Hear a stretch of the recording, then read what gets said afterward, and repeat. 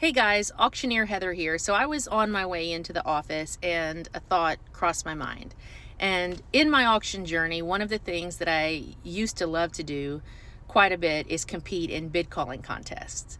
And that's where we work on our chant, we work on our presentation, we work on all of those things. But one of the biggest lessons that I have learned, and it's one of those lessons that people tell you, but you don't truly understand it until you put it into practice, is that no matter what kind of competition you're doing, or no matter what you are trying to achieve, if you stay in competition with yourself and want to be better than you were the time before, that's really when you grow.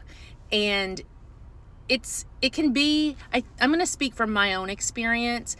I think there is a period in time when you stay in your head, and when you have a natural competitiveness, you just do what you do and you go through the motions. But to really fine tune and change and hone what you're doing, there's a little more self-evaluation that it's not necessarily required, but the more you do and the more you try, the better you get. And so you're not competing against your fellow contestants, not truly. You're competing against the last version of yourself and how you can do better. And I think as I reflect back and I look at progress we're making, because one of the things that I had experienced last week and I have gotten to the other side of this week is that I really felt like I was following a similar pattern that I didn't want to fall back into. And when you have employees, it's not so much that you are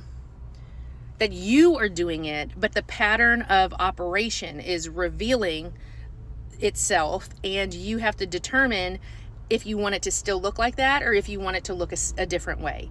And I took that by the divine guidance of the Holy Spirit. By no way did I do this on my own, but I took the same situation and the same pattern and thought of it differently, which that alone is growth. Recognizing it is growth.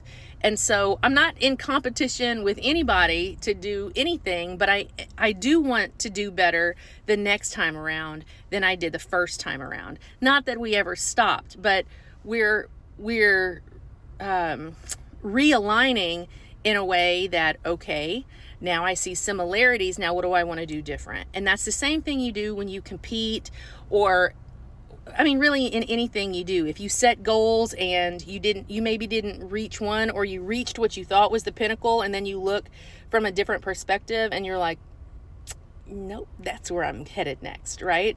So I just want to encourage you, and I wanted to share that because I thought that was quite a sweet reminder of just experiences I've had. Have a good day.